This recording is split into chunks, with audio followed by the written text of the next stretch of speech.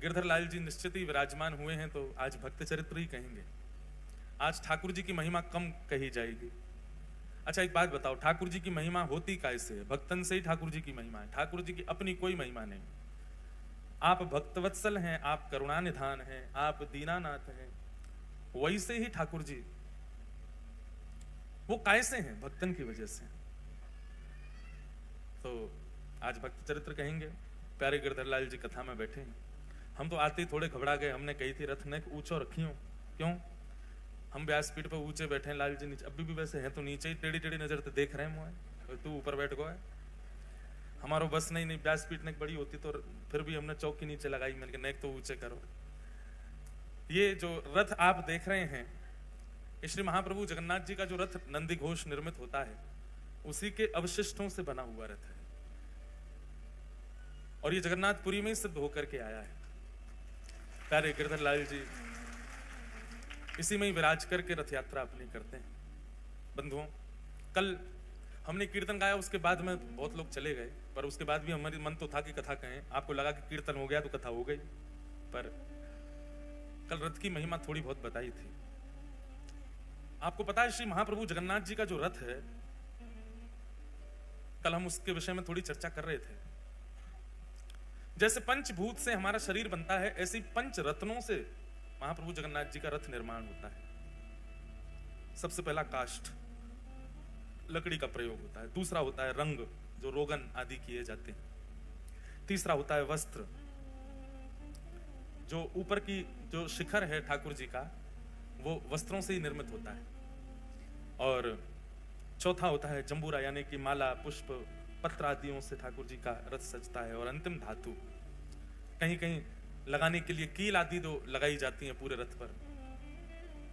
ऐसे पंच धातु, पंच वस्तुओं का प्रयोग रथ निर्माण में और पंच तत्व का प्रयोग मानव जीवन में। ये रथ हम सब मानवों के शरीर का ही प्रतीक है। सन्मुख विराजमान घोड़े, अब एक एक चीज का यहां पे भाव है। हमें कितने घोड़े दिखाई दे रहे हैं आपको? होते 5 हैं, क्योंकि एक अंतर्ध्यान हो गया इनमें से। तो इस रथ को चलाता कौन है? बोले पंच इंद्रियां। और हर घोड़े के 4 पैर हैं। तो इसका मतलब क्या है कि उन इंद्रियों के 4 कामनाएं हैं। समस्त इंद्रियां किसको कहते हैं? ज्ञान इंद्रिय और पंचकर्म इंद्रिय, 2 प्रकार की इंद्रियां होती हैं। ये इंद्रियां ही हमको अपनी ओर खींचती हैं और उसी दिशा में हम अपने शरीर को ले चलते हैं जहां हमारी इंद्रियां खींचती हैं। आप सबकी इंद्रियां ठाकुर जी ने खींच रखी, इसलिए आप कथा में आ रहे हो। यही विषयों की तरफ होती तो आप विषयी वस्तु की ओर जा रहे होते। इंद्रियां जहां की ओर मुड़ जाती हैं, शरीर वहीं जाता। मतलब घोड़े जहां जाते हैं, रथ वहीं जाता है। अनेक भावना रथ के ऊपर बताई गई, पर सबसे मुख्य भावना क्या है कि जगन्नाथ भगवान जब रथ पर आरूढ़ होते हैं, रथ की शोभा तभी होती है। बहुत ध्यानपूर्वक सुनिएगा। रथ की शोभा कब है? जब महाप्रभु उस पर विराजे। जैसे ही महाप्रभु रथ यात्रा अपनी विश्राम करते हैं और रथ से उतर करके श्री मंदिर में प्रवेश कर जाते हैं, उसी समय से ही रथ जीर्ण शीर्ण होना शुरू हो जाता है जगन्नाथपुरी में। 6 महीना की मेहनत में रथ बनता है। इतना परिश्रम करके लोग उसको बनाते हैं, पर कभी भी हर बार नया रथ बनता है। इतना विशाल रथ हर बार नया बनता है। क्यों? क्योंकि जगन्नाथ महाप्रभु के रथ से उतरते ही अपने आप उस रथ के जो अंग प्रत्यंग हैं वो टूटने लग जाते हैं। ये विशेषता है। उसके चक्र जीर्ण शीर्ण होने लग जाते हैं।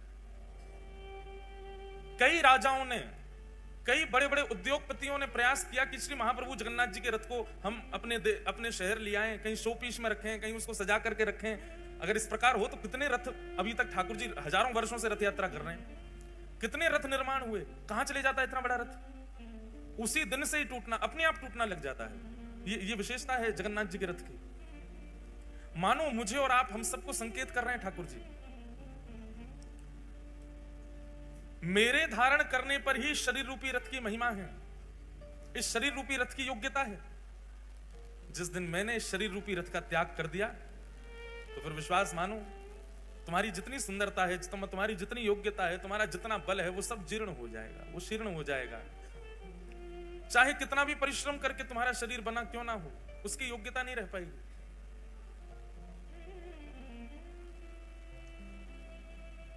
एक बार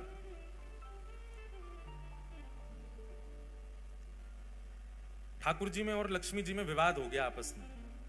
विवाद ऐसा हमारे आपके जैसा विवाद नहीं होता उन दोनों में। श्रीमद् भागवत में उसको नाम दिया गया प्रणय कलह। क्या दिया गया? प्रणय कलह। मतलब प्रेम भरी नोकझोंक होती है दोनों में। एक दिन लक्ष्मी जी से बैठे बैठे ठाकुर जी कुछ चर्चा कर रहे थे और चर्चा होते होते अपने आप लक्ष्मी जी बोले नाथ, भले ही आप जगन्नाथ हो, पूरा विश्व आपको वंदन करता है, पूजता है, आदि आदि सब बातें हैं, पर हमारी महिमा अलग ही है। अगर हमारी महिमा प्रकाशित हो जाए तो आपकी महिमा कम हो जाएगी। लक्ष्मी जी बोलती हैं ठाकुर जी से, बहुत ध्यानपूर्वक सुनिएगा।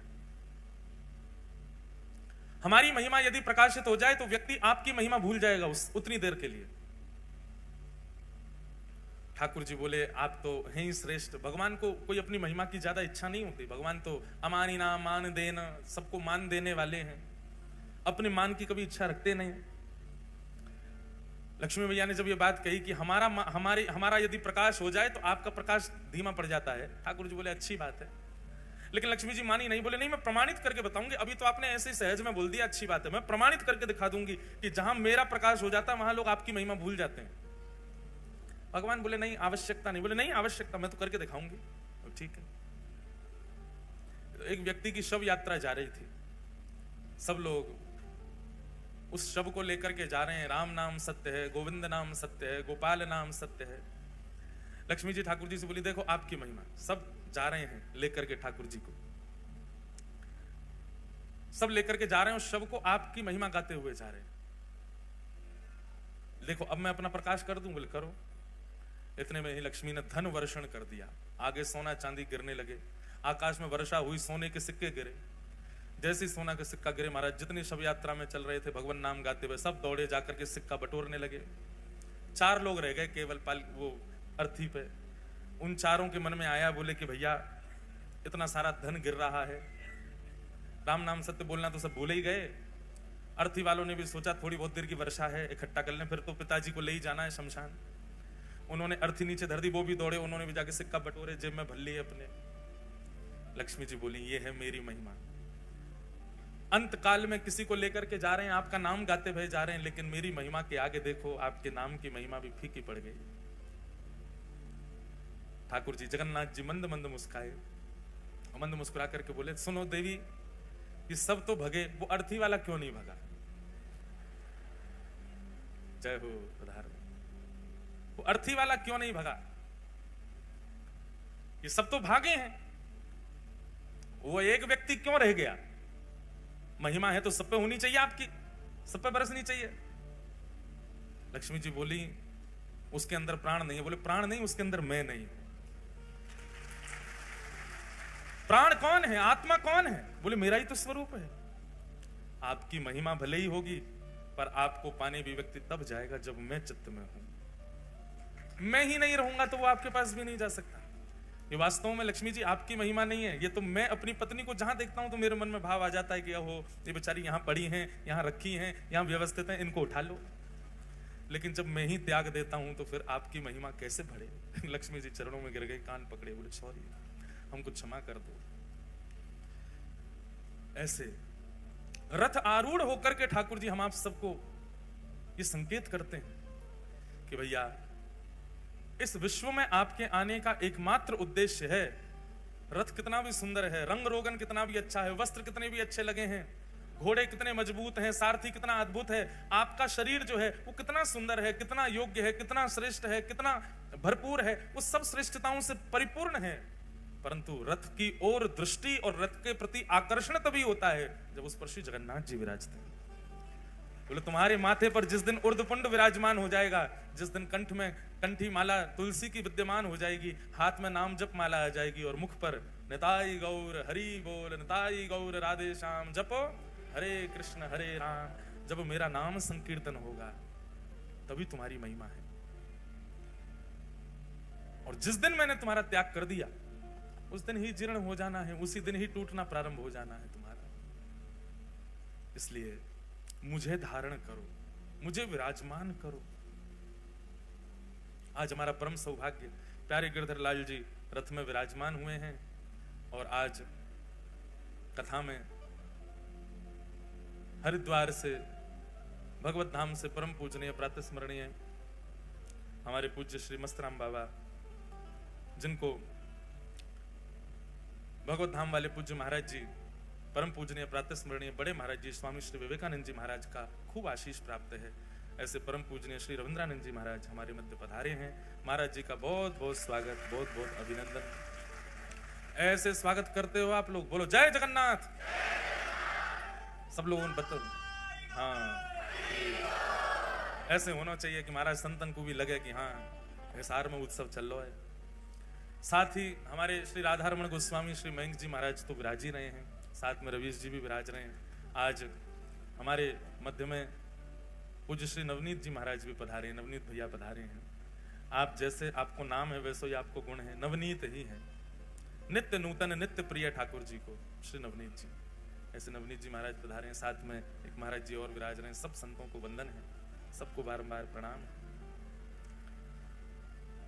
बंधुओं, महाराज जी बोले मंच पर जाओ तो हमारी कथा का अनाउंसमेंट कर देना। 22 नवंबर से लेकर के 22 से ही है ना महाराज जी की, 25 से 22, 23, 24, 25, 26, 27, 28 तक, 22 से 28 नवंबर श्री मद भागवत की कथा हापुड़ में, उत्तर प्रदेश के हापुड़ में महाराज जी के सानिध्य में हो रही है। जो लोग भी सुन रहे हैं और जो भी यहाँ पर हापुड़ के आसपास के हैं, सब लोग हापुड़ आइएगा। बाकी कल की कथा जो है बंधुओं वो सुबह 11 बजे से है, क्योंकि हमको कानपुर निकलना है कल ही, इसलिए आप लोग सब 11 बजे यहाँ उपस्थित हो जाना। उपस्थित तो आप लोग और जल्दी हो जाना। अच्छा, हम कथा में कहते हैं लाइट जाए तो ठाकुर जी आ गए। हाँ, जगन्नाथपुरी की बात है। जगन्नाथपुरी में कथा चल रही थी, तो जिस होटल में कथा थी उसके हॉल में वहां लाइट बहुत जा रही थी, क्योंकि रथ यात्रा का समय समीप था। लाइट कटती है जगन्नाथपुरी में बहुत, बार बार लाइट जाए तो सब श्रोता काले काले हो जाएं, अदृश्य हो जाएं, ना श्रोताओं को मैं दिखूं, ना श्रोताओं को, ना मुझे श्रोता दिखे। हम एक दिन गई लाइट तो सबरे बड़े निराश से हो गए, बोले लाइट क्यों जाती है। मैंने कि इस निराशा को खुशी में परिवर्तित करना है, ये तो रोज जा रही है। तो हमने क्या किया, जैसे ही लाइट जाती हमने कि कालिया आ गया, कालिया आ गया, जगन्नाथ जी आ गए, जगन्नाथ जी, सबके ऊपर जगन्नाथ। देखो आप लोग रंग बिरंगे दिख रहे हो, क्यों? क्योंकि प्रकाश है। जैसे प्रकाश चला जाए तो आप सब एक ही रंग में आ जाओगे, और वो क्या है, श्याम, श्याम वर्ण के हो जाओगे सब। इसका मतलब क्या, ठाकुर जी आ गए। तो कथा में ठाकुर जी आवे तो ठाकुर जी का भाई इतनी बल है, इतना योग्य है ठाकुर जी, इतनी शक्ति है उनमें कि बिजली कहां रुक पाएगी। पिक्चरों में दिखाते हैं भूत आते हैं तो टिमटिमाती है लाइट, ठाकुर जी आते हैं तो टिमटिमाती है लाइट, तो सब चला जाएगा। तो जगन्नाथ जी आ गए। मधुर चरित्र श्री जगन्नाथ जी का हम लोग सुन ही रहे हैं। कल हमने इंद्रद्युम्न राजा पर कृपा करके भगवान श्री जगन्नाथ प्रकट भये और अपने पूर्व के स्वरूप को ही श्री लीलाचल धाम में विराजमान किया। सब लीला चरित्र हम लोग कल सुन ही रहे थे। गोस्वामी तुलसीदास जी ने भगवान श्री जगन्नाथ जी का दर्शन किया। श्री जगन्नाथ जी के 4 द्वार हैं, उत्तर द्वार, दक्षिण द्वार, पश्चिम द्वार और पूर्व द्वार। इन द्वारों के भी अपने अपने महत्व हैं। पूर्व द्वार जो है उसको सिंह द्वार कहते हैं, जो कि धर्म का स्वरूप है, वहीं से ही प्रवेश होता है मंदिर में, उसको सिंह द्वार कहते हैं और वो धर्म स्वरूप माना जाता है। आपने देखा होगा कि सिंह, जो लोग गए जगन्नाथपुरी, सिंह द्वार से जब मंदिर में प्रवेश करते हैं तो सिंह द्वार में श्री पतित पावन भगवान विराज रहे हैं। जैसे ही आप भीतर प्रवेश करोगे, द्वार में प्रवेश करते ही इधर मतलब ऐसे जाओगे तो आपके दाहिनी ओर भगवान जगन्नाथ जी का एक स्वरूप होगा, छोटा सा, वो साक्षात जगन्नाथ जी, उनका नाम है पतित पावन भगवान। क्या नाम है? पतित पावन। उनके वहां विराजने के कई कारण हैं। मुख्य कारण तो यह है कि जगन्नाथ भगवान इतने दयालु हैं, इतने कृपालु ठाकुर जी हैं, उनको लगता है कि भाई भीतर आने में, मेरे दर्शन करने में बहुत समय लगता है, इतनी भीड़ होती है, और कोई व्यक्ति, कोई भक्त यदि अपने कार्य में व्यस्त है और वो जल्दीबाजी में मेरा दर्शन नहीं कर पा रहा है, तो उसके लिए ठाकुर जी द्वार पे ही बैठे, वहीं से देख के चला जा। पतित पावन भगवान के दर्शन का फल साक्षात जगन्नाथ जी के दर्शन का फल है। अगर कोई व्यक्ति, बहुत ध्यान से सुनिएगा, सिंह द्वार से यदि प्रवेश करता है जगन्नाथ मंदिर में और पहले पतित पावन भगवान को देखता है, फिर भीतर जाके महाप्रभु जगन्नाथ जी को देखता है, तो उसके पुण्यों में गिनती एक नहीं दो होती है। कितने दर्शन किए? बोले 2 दर्शन किए। पहले पतित पावन भगवान के हो गए, फिर भीतर महाप्रभु जी के हो गए। तो मुख्य कारण तो यही है उनका मुख्य द्वार पर विराजमान होने का। अब जगन्नाथपुरी में आपको पता है, उड़ीसा एकमात्र ऐसा प्रांत है जहां पर केवल एक ही देव पूजे जाते हैं, जगन्नाथ। बाकी सारे प्रांतों में खूब सारे देवता हैं, उड़ीसा में केवल एक ही ठाकुर जी हैं, जगन्नाथ। वहां पर लिंगराज भगवान का भी मंदिर है, वहां पर देवियों का भी मंदिर है, पर हर मंदिर में आपको श्री जगन्नाथ जी मिल जाएंगे। कहीं चले जाओ, पूरे उड़ीसा में एकमात्र ऐसा प्रांत है पूरे भारत में जहां पर जगन्नाथ जी ही देव हैं और कोई देव नहीं। हरियाणा में आपके हिसार में ही होंगे 5-6 भगवान, आसपास में तो है ही है। हरियाणा में इतने सारे भगवान, कोई देवता की निंदा नहीं। भारत में इतने सारे देवों के मंदिर हैं, पर उड़ीसा में महाप्रभु जगन्नाथ। वहां पर विवाह होता है ना, हमारे यहां विवाह में अच्छी कैटरिंग वाले मंगाए जाते हैं, अच्छे भोजन बनाने वाले बुलाए जाते हैं, पर श्री जगन्नाथपुरी में सबसे बड़ा जो ब्याह होगा उसमें महाप्रसाद आता है। महाप्रसाद ही पाते हैं, सारे बाराती हो घराती हो, और महाप्रसाद का नियम है वो टेबल पर नहीं पाया जाएगा, उसको आसन पर बैठ के नहीं पा सकते। मतलब चाहे जितने लाख का तुम सूट पहन के आए हो, ब्याह में महाप्रसाद ही पाना, और महाप्रसाद नीचे बैठ के ही पाना, उसी को पाकर के सब लोग आनंदित होते हैं। तो जगन्नाथपुरी में विवाह तब तक संपन्न नहीं होता जैसे बड़े बूढ़ों का ब्याह होना चाहिए, बड़े बूढ़ों का आशीर्वाद मिले तब ब्याह संपन्न। ऐसे जगन्नाथपुरी में वर और वधू जो है वो जब तक श्री जगन्नाथ प्रभु को देख ना लें तब तक उनका विवाह संपन्न नहीं होता। अब विवाह बहुत बड़े ऊंचे स्केल पे हो रहे हैं, बहुत व्यस्तता हो जाती है, भागदौड़ बहुत होती है, तो बेचारे दोनों वर वधू बाहर से पतित पावन भगवान को देख के वही माला पहना देते हैं। दूसरा पतित पावन भगवान के बाहर विराजने का स्वरूप यह है कि जब म्लेच्छों ने भारत में आक्रमण किया और मंदिर ध्वस्त करने लगे, तो नियम बना दिए मंदिरों में कि भाई जो वैष्णव नहीं है, जो हिंदू नहीं है, उनको मंदिर में प्रवेश नहीं करने दिया जाएगा। और इसका कट्टर नियम तो श्री जगन्नाथपुरी में ही हो गया, वहां पर हिंदुओं को ही प्रवेश रहता है। लेकिन महाप्रभु श्री जगन्नाथ जी के तो अनेक विदेशी भक्त भी हैं, अनेक ऐसे भक्त हैं जो म्लेच्छ भी हैं। सालबेग वही म्लेच्छ था। और जब से श्री चैतन्य महाप्रभु और गौड़िया वैष्णव परंपरा, इनका तो 2 ही इनके प्रमुख स्थान है, या तो वृंदावन या फिर जगन्नाथपुरी। तो गौड़िया वैष्णव परंपरा में तो अंग्र देश के बहुत लोग हो गए, जगन्नाथ भगवान को सर्वस्व मानते हैं। उनके लिए महाप्रभु श्री जगन्नाथ जी पतित पावन रूप में बाहर ही बैठ गए, यही दर्शन कर लो हमारा। ऐसा शास्त्रों में वर्णन है, ऐसा जगन्नाथ जी की महिमा में भी लिखा है कि यदि कोई व्यक्ति पतित पावन भगवान का दर्शन किए बिना जगन्नाथ जी का दर्शन कर ले तो उसके पुण्य में 0 दर्शन काउंट होता है, दर्शन हुआ ही नहीं है उसको। लेकिन पतित पावन भगवान का दर्शन करके महाप्रभु को देखे तब उसके परिपूर्ण दर्शन माने जाते हैं। तो सिंह द्वार ये पूर्व द्वार है, इसी को धर्म द्वार कहा जाता है। दूसरा पश्चिम द्वार, इसको व्याघ्र द्वार कहा जाता है। इस द्वार से प्रवेश करने से कामनाओं की पूर्ति होती है, क्योंकि ये काम द्वार है। यदि किसी व्यक्ति की कोई कामना है तो वो पश्चिम द्वार से श्री जगन्नाथ जी का दर्शन करने के लिए जाए। जितने दिन जगन्नाथपुरी में है, जितनी बार प्रवेश करे पश्चिम द्वार से करे, तो उसकी जो भी कामना होगी महाप्रभु जगन्नाथ पूरी कर देते। काम द्वार। तीसरा है उत्तर द्वार, इसको कहते हैं हाथी द्वार, और इसका अर्थ क्या है? बोले मोक्ष द्वार। इस द्वार से प्रवेश करना और दर्शन करके निकलने से मोक्ष द्वार है, इससे मुक्ति की प्राप्ति होती है। और दक्षिण द्वार अश्व द्वार है। अश्व द्वार, इस द्वार से प्रवेश करके दर्शन करने जो व्यक्ति जाता है उसको अर्थ की प्राप्ति होती है, धन मिलता है। पर हरिनाम जिसके चित्त में है, हरि जिसके भीतर विद्यमान है, वो किसी भी द्वार से प्रवेश कर जाए उसको चतुर्विध पुरुषार्थ नहीं मिलता है। जैसे जिसके चित्त में कामना नहीं है, जिसके चित्त में मोक्ष की इच्छा नहीं है, जिसके चित्त में अर्थ की कामना नहीं है, वो किसी भी द्वार से प्रवेश कर जाए, उस द्वार की महिमा जाने बिना प्रवेश कर जाए तो उसको पंचम पुरुषार्थ की प्राप्ति होती है। पंचम पुरुषार्थ क्या है? प्रेम। श्री जगन्नाथ जी उसको प्रेम प्रदान करते हैं। इस प्रकार महाप्रभु श्री जगन्नाथ जी के ये 4 द्वार हैं। इन 4 द्वारों से श्री जगन्नाथ जी के दर्शन करने को वैष्णव जन प्रवेश करते हैं, दर्शन करने भीतर जाते हैं। महिमा बहुत सारी है, सब प्रकार के तीर्थ अंदर विद्यमान हैं, महाप्रभु जगन्नाथ जी के समस्त देवी देवता अंदर ठाकुर जी के पास बैठे हैं। फिर आज क्या है? एकादशी। अब लोग एकादशी के लिए बहुत प्रश्न करते हैं कि श्री जगन्नाथपुरी में एकादशी का महत्व क्यों नहीं है? ऐसा नहीं है कि महत्व नहीं है, एकादशी का बहुत बड़ा महत्व है, पर वहां व्रत नहीं किया जाता। अगर एकादशी के दिन आप श्री जगन्नाथ धाम में हैं तो उस दिन स्कंद पुराण में कहते हैं बाकी के दिन महाप्रसाद पाओ पेट भर के, लेकिन एकादशी के दिन महाप्रसाद पाओ आकंठ, गला आपका यहां तक भर जाना चाहिए, जितनी भूख लगे वहां से ज्यादा पाओ।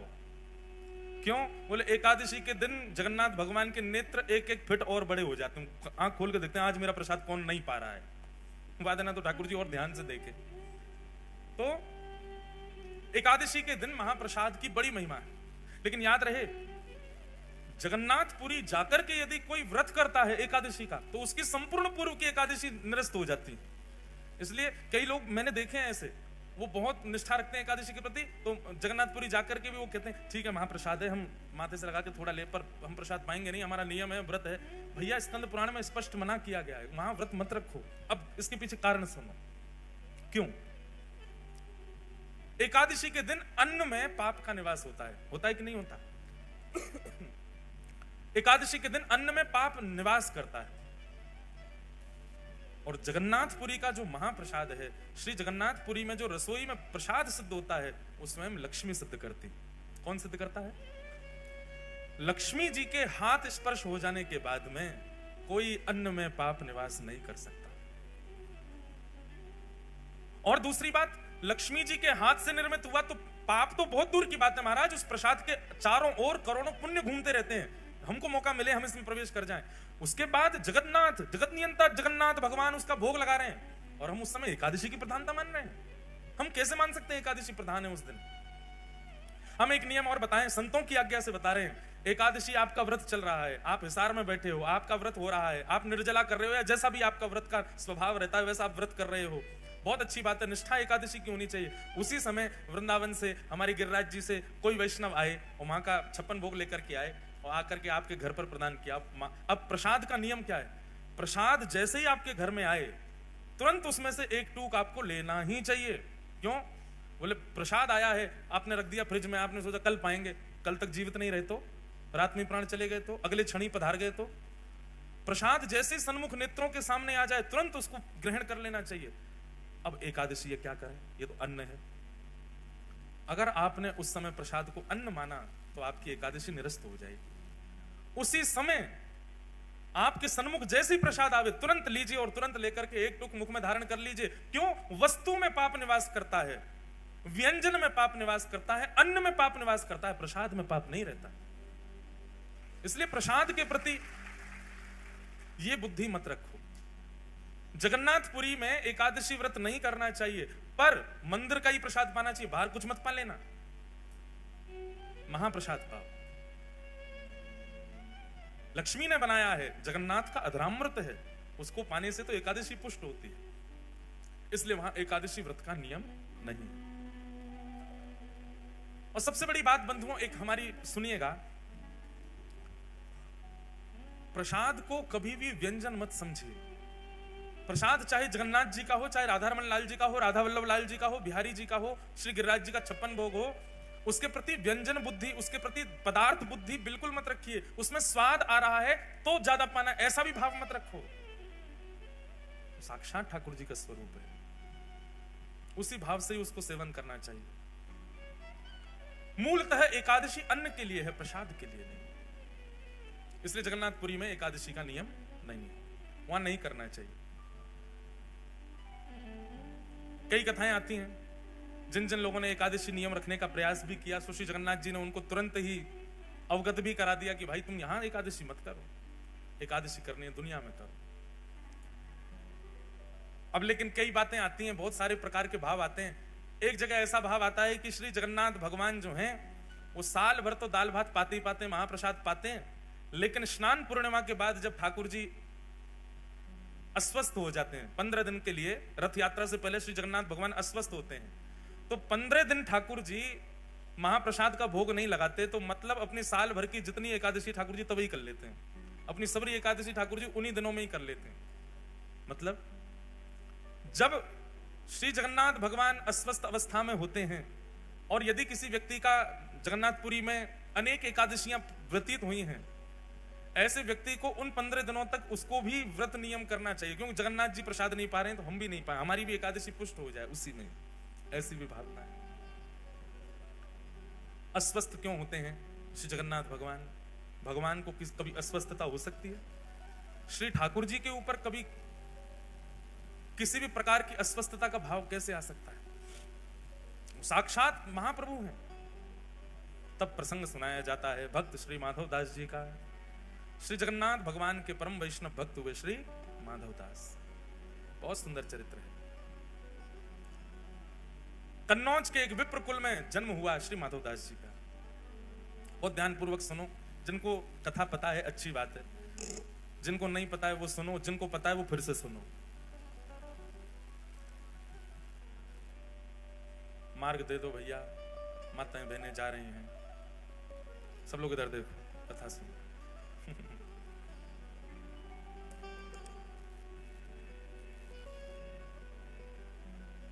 कथा से कोई जाता है तो मन तो होता है कि इनको पकड़ के बैठा दें, पूछ लें भैया क्यों जा रहे हो, पर सबके अपने अपने काम होते हैं।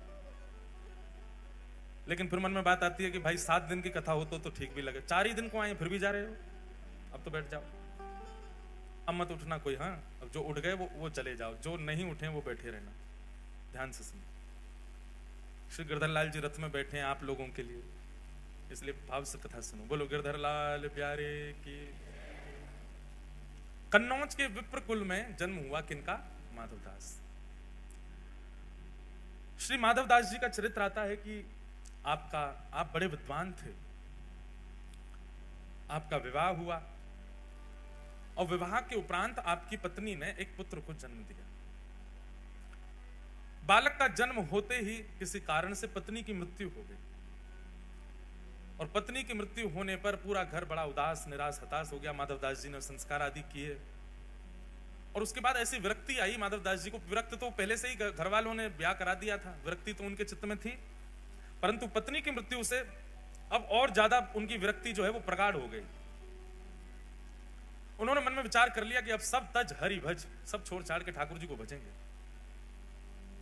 एक बात कहें बंधुओं, माधवदास जी के चरित्र में नहीं कह रहा हूं, अपने विषय में, हम आप सब लोगों के विषय में कह रहा हूं कि हम प्रतीक्षा क्यों करते हैं कि जब कुछ घटना घटे तो ही हम ठाकुर जी के शरणागत हों।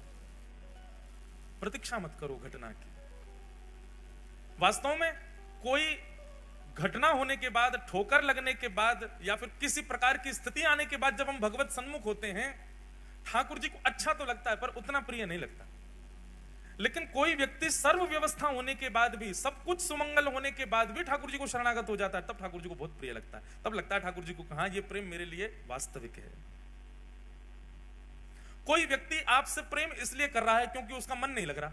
कोई व्यक्ति आपसे प्रेम इसलिए कर रहा है क्योंकि उसके प्रेम के पीछे कारण विद्यमान है, एक कारण है जिसके कारण वो आपसे ब्याह कर रहा है। जैसे कि विवाह संबंधों में भी अगर कन्या ने आपसे विवाह किसी कारण से किया, चाहे आपके धन के लिए किया, चाहे आपकी संपत्ति के लिए किया, चाहे किसी और कारणों से किया, तो कारणों से हुआ संबंध आपको पता लगने पर इतनी प्रसन्नता नहीं होती, क्षोभ होता है चित्त में। ऐसे ठाकुर जी जब अपने शरणागत को देखते हैं तो शरणागत को देख करके ठाकुर जी तुरंत नेत्र बंद करके विचार करते हैं कारण क्या है इसकी शरणागति का। और जब कारण ठाकुर जी को पता चलता है, ओहो जीवन में दुविधा है, सब जगह ठोकर खा खा के बेचारा परेशान हो गया है, सब जगह विश्वास करके देख लिया लेकिन फिर भी इसको अविश्वास मिला है, सब जगह से ऐसा ऐसा हो करके अंत में मेरे शरण में आया, तो ठाकुर जी मुस्कुराते तो हैं पर प्रसन्न नहीं होते। लेकिन कोई व्यक्ति बिना किसी कारण के ठाकुर जी के सन्मुख चला जाए, बिना किसी कारण के ठाकुर जी का हो जाए, वो अति प्रिय होता है। अकारण प्रेम करो, अहेतुकी भक्ति करो ठाकुर जी की। किसी घटना की प्रतीक्षा मत करो कि वो हो तो ही हम ठाकुर जी के सन्मुख जाएं। अब घट गई है, उसके बाद आ चुके तो अब बुरा नहीं मानो, अब उनके लिए माधवदास जी की कथा सुनो।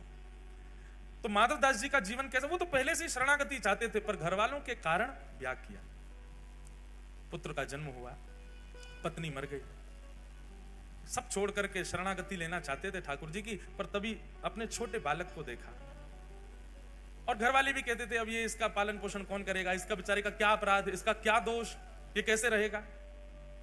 माधव दास जी का एक सूक्ष्म ममत्व उसके प्रति होने लगा, उसको अपने चित्त से लगा करके रखते। सोचते तो थे क्या करूं, घर वाले कहते एक और ब्याह कर लो। बहुत पीछे पड़ने लगे घर वाले, तो माधव दास जी ने एक दिन कह दिया, आप सब लोग जो मेरे पीछे पड़े हैं कि ब्याह कर लो ब्याह कर लो, मुझे आप सब आश्वासन दे दीजिए और आश्वासन करते हुए ये बता दीजिए कि अब मेरा जिससे ब्याह होगा वो कभी नहीं पधारेगी और उससे होने वाली संतान भी कभी नहीं पधारेगी, तो मैं ब्याह करूंगा। सारे रिश्तेदार पीछे हो गए, ये कैसी बात है, ये कैसी बात है। बोले नहीं, आप कह दो कि वो नहीं मरेगी तो मैं ब्याह कर लूंगा।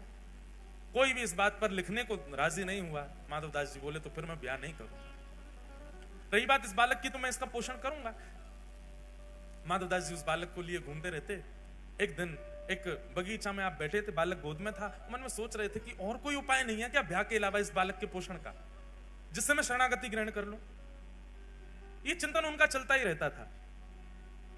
तभी आपने क्या देखा, सामने वृक्ष पर एक घोंसला है, उस घोंसले में से एक चिड़िया का एक अंडा छोटा सा जोर से हवा चलने पर नीचे गिरा, और जैसे ही वो नीचे गिरा माधव दास जी उसको देख रहे थे। माधव दास जी उठ करके उसको बचाना चाहते थे, पर तभी क्या देखा, नीचे सूखे पत्तों का ढेर था और वो अंडा आकर के उस पर गिरा और बच गया। कोई उसकी दुविधा नहीं हुई। थोड़ी धमक लगने पर अंडा फूट गया, उसमें से बालक बाहर आ गया। वहीं के कीड़े मकोड़े जो थे उनको चुग करके पाने लगा। माधव दास जी के मन में बात आई, बोले हम बेफिजूली की चिंता करते हैं कि इसको कौन पालेगा, इसको कौन रखेगा, इसको कौन संभालेगा। सबका रक्षक जगन्नाथ है, तो वो सबको संभालता है। मैं तो दौड़ा था कि मैं अंडा पकड़ दूं, लेकिन नीचे ठाकुर जी ने पहले ही किसी के द्वारा पत्तों का ढेर रखवा रखा है, उस पर गिर करके वो बालक बच गया और उसके बाहर आते ही उसको प्रसाद भी मिल गया, उसको अपना भोजन पेट भरने के लिए सामग्री भी मिल गई। ना तो इसकी मां इसके पास है, ना इसके पिता इसके पास है, इसका पालन भी तो हो रहा है। कौन कर रहा है? बोले जगन्नाथ कर रहा है। मैं क्यों चिंता करता हूं अपने बालक की। और उसी समय अब देखो, संसार की दृष्टि में इसको गलत माना जाएगा। इसमें क्या माना जाएगा? अपने कर्तव्य से भाग गया। पर वैष्णव दृष्टि में जब विश्वास प्रगाढ़ हो जाता है ना, तो व्यक्ति सब त्याग ही देता है। फिर चाहे पत्नी हो, बच्चे हो, परिवार हो, कोई भी हो। हम आपको आज्ञा नहीं दे रहे हैं या आपको प्रोत्साहित नहीं कर रहे सब त्यागने को। जिस दिन चित्त में प्रगाढ़ भक्ति प्रकट होगी, आपको कोई बोलेगा नहीं त्याग करो, आप अपने आप छोड़ दोगे सबको। इसीलिए हम बार बार कथा में कहते हैं, ज्यादा कथा मत सुनो, ज्यादा बार बार मत सुनो। क्यों? क्योंकि त्याग की स्थिति बहुत बढ़ जाएगी। अभी युवा बहुत आते हैं कथाओं में, और उन युवाओं की स्थिति ऐसी होती जा रही है। जलंधर में अभी हाल देखते आप, वहां बालक ऐसे हो गए कि वो अब संगे ही भगने को तैयार हैं। जहां कथा हो वहीं चल देंगे, जहां आप जाओगे वहीं चल देंगे। ये प्रारंभिक त्याग, दो प्रकार के त्याग आते हैं। एक प्रारंभिक त्याग जो होता है, उसमें भी सब छोड़ने का मन होता है, पर उस समय रुकना चाहिए। वो नया नया त्याग है, नए नए त्याग में छोड़ने का मन होता ही है। कुछ समय प्रतीक्षा करो तो फिर समझ में आता है कि अभी त्याग वास्तविक आया नहीं है। लेकिन जो बाद का त्याग आता है, जिसमें पूर्ण शरणागति ठाकुर जी के प्रति आपको दृष्टिगोचर होने लग जाती है, वो त्याग उचित है। उसमें आपको चाहे कितना भी ज्ञान दे दिया जाए, कितना भी बता दिया जाए, आपके चित्त में एक विश्वास प्रकट हो चुका है कि नहीं, मेरे तो सर्वस्व राधारमण हैं, मेरे तो सर्वस्व राधा वल्लभ हैं, मेरे तो सर्वस्व बांके बिहारी हैं। उस समय किसी की भी बात, किसी भी गुरु की आज्ञा, किसी भी माता पिता की आज्ञा, किसी भी परिवार के बंधन, वो सब आपको दिखेंगे नहीं, आपको केवल ठाकुर जी दिखेंगे। तब समझो कि अब ये विश्वास पूर्व शरणागति वाला वैराग्य है। उस समय आप नहीं रुकोगे, फिर आप चले ही जाओगे। और ये सबके चित्त में नहीं आता। जिसको ठाकुर जी स्वीकार करते हैं उसी के चित्त में ऐसा वैराग्य आता है। माधव दास जी के चित्त में आ चुका था। अपने पुत्र को परिवार के हवाले छोड़ करके श्री माधव दास जी जगन्नाथपुरी चले गए और महाप्रभु श्री जगन्नाथ जी की शरण ग्रहण कर ले।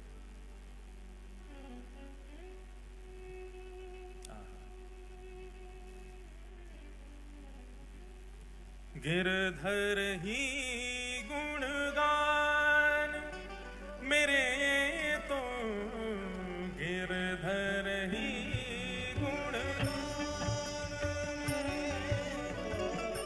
गिरधर ही गुणगान मेरे तो गिरधर ही गुणगान, गिरधर ही गुणगान मेरे तो गिरधर ही गुणगान। यह मूरत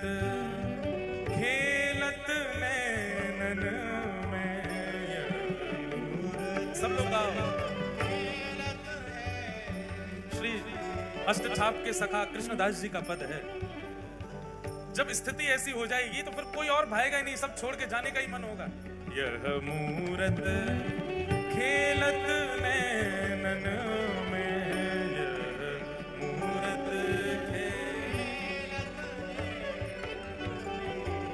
यही हृदय में ध्यान मेरे, तो यही हृदय में ध्यान गिरधर ही गुणगान मेरे, तो गिरधर ही। श्री जगन्नाथ महाप्रभु की। माधवदास जी की स्थिति हो चुकी है ऐसी।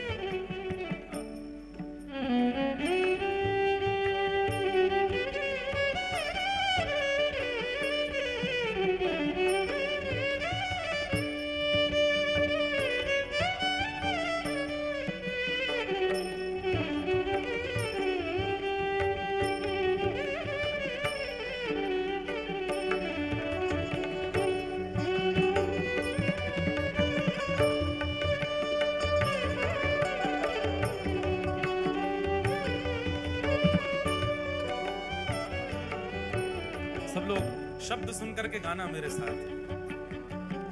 चरण रेणु चाहत मन मेरो, चरण रेणु चरण रेणु चाहत मन मेरो, चरण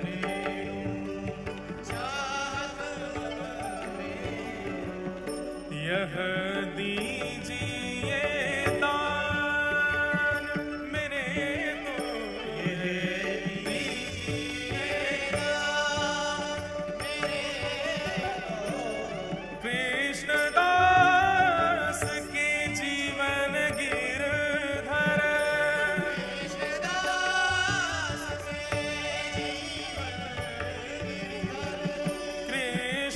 कृष्णदास के जीवन गिरधर, कृष्णदास के जीवन गिरधर, मंगल रूप निधान मेरे, तो मंगल रूप निधान मेरे, तो गिरधर ही गुणगान मेरे, तो गिरधर ही गुणगान मेरे, तो कृष्णदास के जीवन गिरधर, कृष्णदास के जीवन गिरधर, मंगल रूप निधान मेरे, तो मंगल रूप निधान मेरे, तो गिरधर ही गुणगान मेरे, तो गिरधर ही गुणगान, गिरधर ही गुणगान, गिरधर ही गुणगान। कृष्णदास जी का पद है, और ये पद स्थिति बताता है उस व्यक्ति की जिसके सर्व कृष्ण धन, कृष्ण मन, कृष्ण ही हमारो धन, आठों याम ऊधों में कृष्ण ही सो काम है। जिसकी स्थिति सर्वस्व श्री कृष्ण बन चुके हैं वो ऐसा ही हो जाता है। भैया एक बात हमारी सुनो। अपने ठाकुरों को, आप सबके घर में ठाकुर जी हैं, श्रृंगार एक बार को कम धारण करा दो चलेगो, भोग एक बार को सामान्य लगा दो चलेगो, पर ये रसिक जनों की वाणी जरूर सुनाओ, अपने ठाकुर के आगे बैठ के गाया कर। मैं कथाओं में कहता हूं बार बार, इन पदों को सुनकर के ठाकुर जी प्रकट हो जाते थे और सामने खड़े खड़े कृष्णदास गा रहे हैं और ठुमक ठुमक करके श्रीनाथ जी नृत्य कर रहे हैं, सूरदास जी गा रहे हैं, ठाकुर जी थोड़ी पे हाथ धर के सामने बैठ के सुनते थे, कुंभन दास जी गा रहे हैं, ठाकुर जी लपक के गोद में कूद पड़ते, हितरवंश महाप्रभु गा रहे हैं, श्री ठाकुर जी लीला कर रहे हैं, स्वामी श्री हरदास जी गा रहे हैं, ठाकुर जी सामने बैठ के वंशी बजा रहे हैं। हमारे संग करते हैं हमारे ठाकुर जी ऐसे? इसलिए रसिक जनों के पद जरूर सुनाया करो। और लोग पूछते कहाँ मिलेंगे, ढूंढो, कुछ तो करो, मेहनत करो, परिश्रम करके लाओ, अष्ट सखाओं के पद लाओ, स्वामी श्री हरदास जी के पद लाओ, हितरवंश महाप्रभु, सेवक जी महाराज आदि के सबके पद लाओ, इन पदों को सुनाओ, जयदेव महाप्रभु का गीत गोविंद सुनाओ। माधवदास जी जगन्नाथपुरी आ गए। माधवदास जी का एक नियम था, बहुत ध्यानपूर्वक सुनना। माधवदास जी जब जगन्नाथपुरी गए तो 3 दिन तक महाप्रभु जगन्नाथ जी को उन्होंने दर्शन नहीं किया। जगन्नाथपुरी पहुंचे, पहुंचते ही जगन्नाथ जी का श्री मंदिर देख करके रोने लगे और रोते रोते समुद्र किनारे बैठ गए और जाकर के अपने आप को कोसते हुए रुदन करने लगे। किसी ने पूछा माधवदास जी ने दर्शन क्यों नहीं किया? बोले माधवदास जी अपने मन में विचार करने में 21 वर्ष का हो गया, अपने 21 वर्ष मैंने विषय भोग में व्यतीत कर दिए, जगन्नाथ जी की शरण में पहले क्यों नहीं आया? इस उदासी से बैठे जगन्नाथ वहां समुद्र के तट पर जाके और अपने आप को दंड दे रहे हैं, ना कुछ पा रहे हैं, ना कुछ पी रहे हैं, ना कुछ पा रहे हैं, बस एक निष्ठ होकर रुदन करते जा रहे हैं और बार बार स्वयं को कोस रहे हैं। मैंने 21 वर्ष निकाल दिए। अरे तो भाई किसी ने कहा माधवदास जी को प्रसन्न हो जाना चाहिए, अब तो आ गए शरण में। बोले अब जीवन का कोई पता है क्या? मेरे जीवन के केवल इतने ही दिन हो, 21 वर्ष 6 दिन की मेरी आयु हो, तो इसका मतलब अब शेष 3 ही दिन रह पाऊंगा मैं ठाकुर जी की शरण में। 21 वर्ष तो मैंने विषय भोग में निकाल दिए। इस बात से परेशान होकर रोने लगे। अच्छा, माधवदास जी ने कोई 3 दिन का नियम नहीं लिया था। माधवदास जी तो मृत्यु पर्यंत अनशन पर बैठ गए समुद्र के तट पर जाके कि मैंने अपना जीवन व्यर्थ कर दिया, ठाकुर जी की शरण में पहले नहीं आया। 3 दिन बाद महाप्रभु जगन्नाथ जी ब्रह्मवेदी पर बैठे हैं, महाप्रसाद सामने रखा है, लक्ष्मी मैया हाथ जोड़ करके खड़ी हैं, ठाकुर जी से कह रही हैं नाथ भोग आरोग।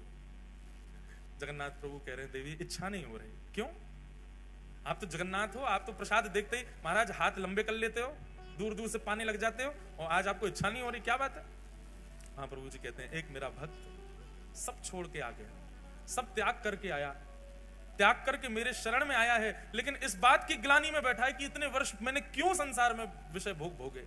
और वो भूखा प्यासा 3 दिन से पुरी में समुद्र के तट पर बैठा, मुझे उसकी याद आ रही है, मुझे भूख नहीं लग रही है, तुम कुछ करो, उसके पास प्रसाद भिजवाओ, वो पाएगा तब मैं प्रसन्न होऊंगा। लक्ष्मी जी ने स्वर्ण के थाल में महाप्रसाद को, जबकि थाल में कभी महाप्रसाद नहीं पाया जाता। थाल में प्रसाद केवल ठाकुर जी पा सकते हैं जगन्नाथपुरी में, बाकी सबको तो पत्रों में पाना पड़ता है, मट्टी के बर्तन में पाना पड़ता है, थाल में कोई प्रसाद नहीं पाता। लेकिन सन्मुख का थाल जिसमें महाप्रभु जगन्नाथ भोग लगाते हैं, वही थाल जगन्नाथ जी के अधुरामृत से युक्त थाल एक बालक का रूप धारण करके माधवदास जी के पास ले जाया गया और माधवदास जी के पास रख करके कहा, बोले कि आप ही माधवदास हैं? स्वर सुनकर के बोले हाँ जी मैं ही हूं। बोले श्री ठाकुर जी ने आपके लिए प्रसाद भेजा है मंदिर से, पा लीजिए। माधवदास जी तो महाराज प्रसाद देखने में व्यस्त हो गए, बालक अंतर ध्यान हो गया, प्रसाद देख करके इतने प्रसन्न हो गए, बोले ठाकुर जी ने प्रसाद भेजा, तुरंत प्रसाद पा लिया। प्रातः काल होते ही मंदिर में थाल नहीं मिला, सब जगह हाहाकार मच गई, पुजारियों पर प्रश्न चिन्ह उठाने लगे। गजपति महाराज ने पुजारियों को खड़ा किया, थाल कहां गया ठाकुर जी का? सब बोले हमने तो भीतर ही पधराया, पता नहीं कहां गया। ठाकुर जी ने गजपति राजा को स्वप्न आदेश दिया, बोले चिंता नहीं करो, समुद्र के तट पर माधवदास नाम के भक्त हैं, उनके पास ही वो थाल में नहीं भिजवाया था, क्योंकि वो 3 दिन से अनशन पर बैठे थे। ये खबर सुनते ही सब पुजारियों सहित गजपति राजा गए और समुद्र तट पर देखा माधवदास जी बैठे प्रसन्न मुद्रा में, स्वर्ण का थाल रखा है, प्रसाद पा चुके हैं। सबने जाके दंडवत किया और कहा महाराज आप दर्शन के लिए चलो। समस्त पुजारी और गजपति राजा माधवदास जी को लेकर के मंदिर में जैसे ही गए, मंदिर में माधवदास जी के प्रवेश करते ही ब्रह्मवेदी पर बैठे श्री जगन्नाथ झूमने लगे, ऐसे आनंदित होने लगे माधवदास को देखते।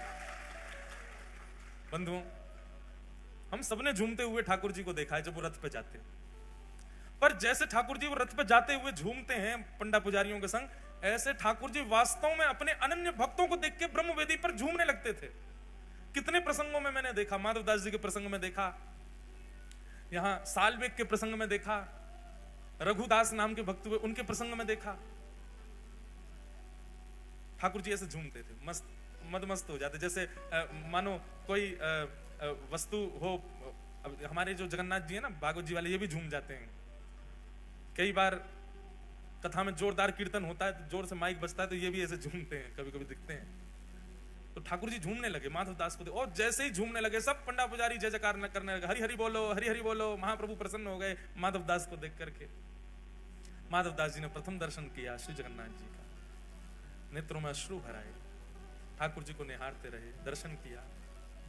अब नित्य माधव दास जी दर्शन को जाने लगे। बहुत सुंदर चरित्र है माधव दास जी का। मैं तो आज 5-6 चरित्र सुनाने के भाव से आया था, अब जितने हो जाएं सुनो। माधव दास जी परम विद्वान थे। माधव दास जी के चरित्र में आता है, बहुत ध्यानपूर्वक सुनिएगा। एक परम विद्वान पूरे भारत में घूमते घूमते सब जगह विद्वानों को परास्त करते हुए सब जगह से विजय पत्र लिखवा लेता था कि मैं जीत गया।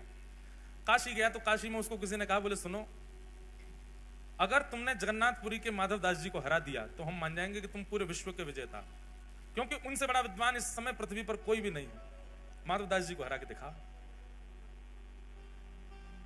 ब्राह्मण देवता तुरंत जगन्नाथपुरी गए। जगन्नाथपुरी में ढूंढने लगे, कहां है माधव दास। किसी ने बताया वो कुटिया है माधव दास की। पहुंच गए, माधव दास जी को जाके कहा, हम अपना परिचय दिया, अपने विजय पत्र दिखाने लगे दुनिया भर के, मैं यहां से जीत करके आया हूं। अब मुझे किसी ने कहा है आपको हरा दूंगा तो मैं विश्व विजेता माना जाऊंगा।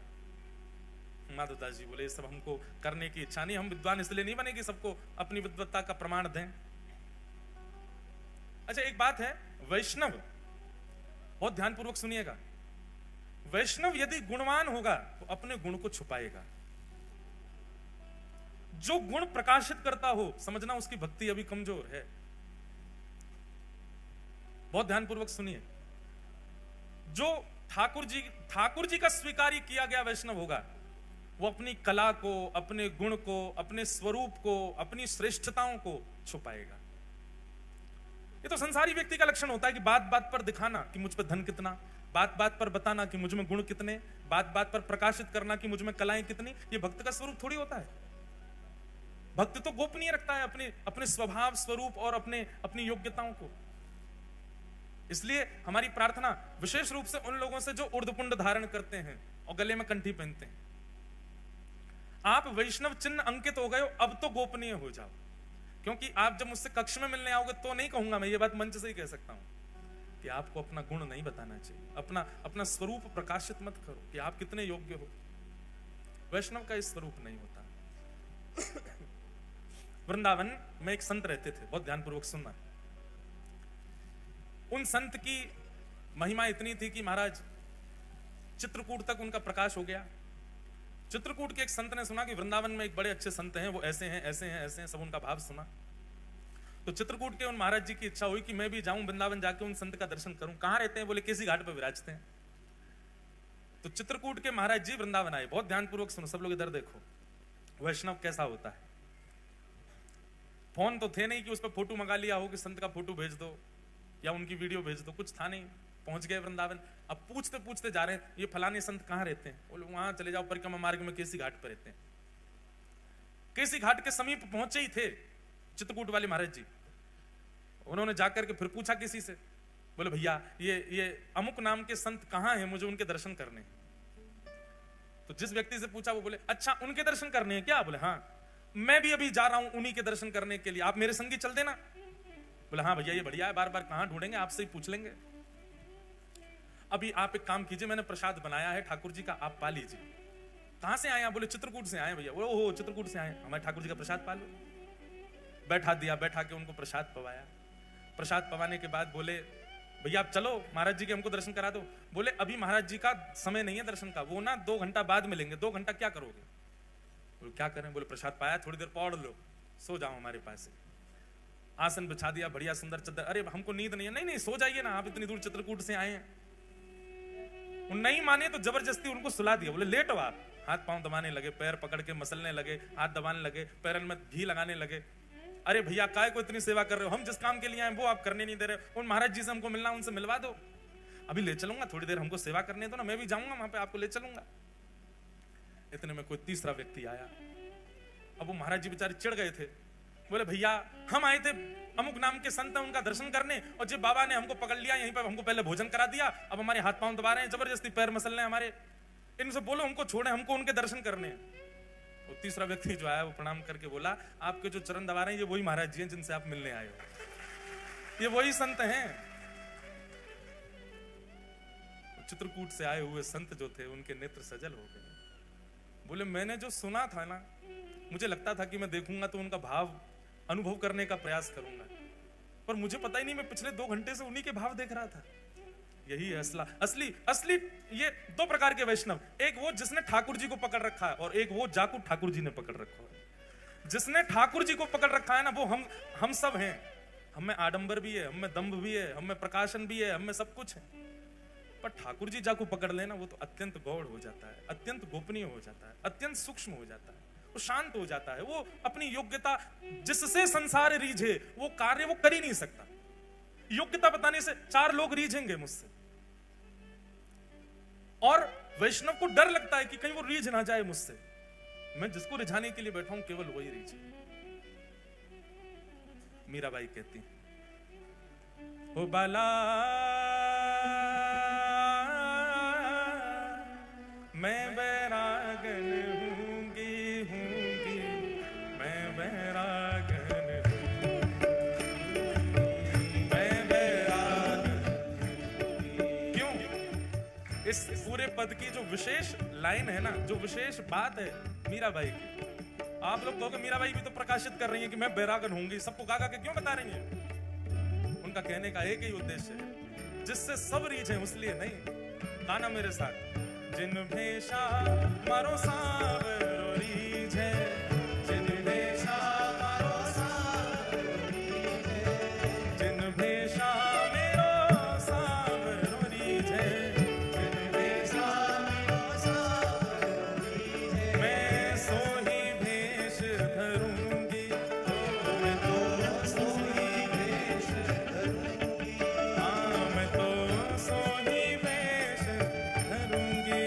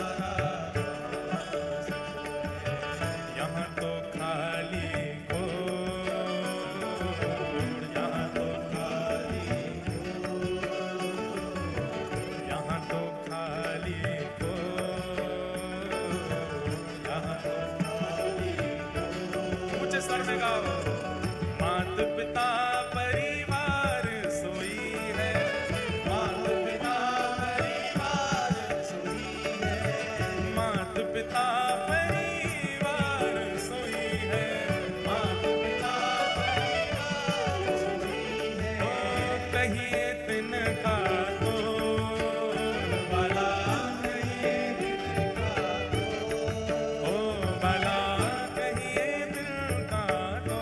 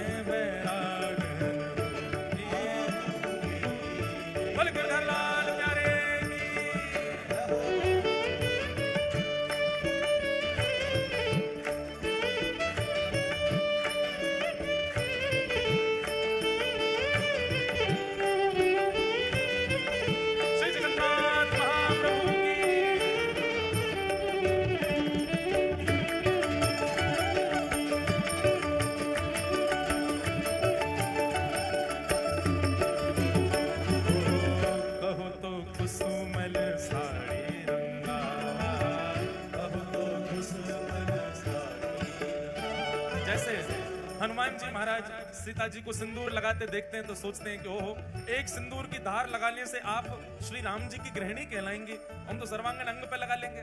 ऐसे मीराबाई भी साधुओं से संतों से पूछती हैं, आप गेरुआ वस्त्र क्यों पहनते हैं? बोले इससे ये पहचान होती है कि हम ठाकुर जी के हैं। मीराबाई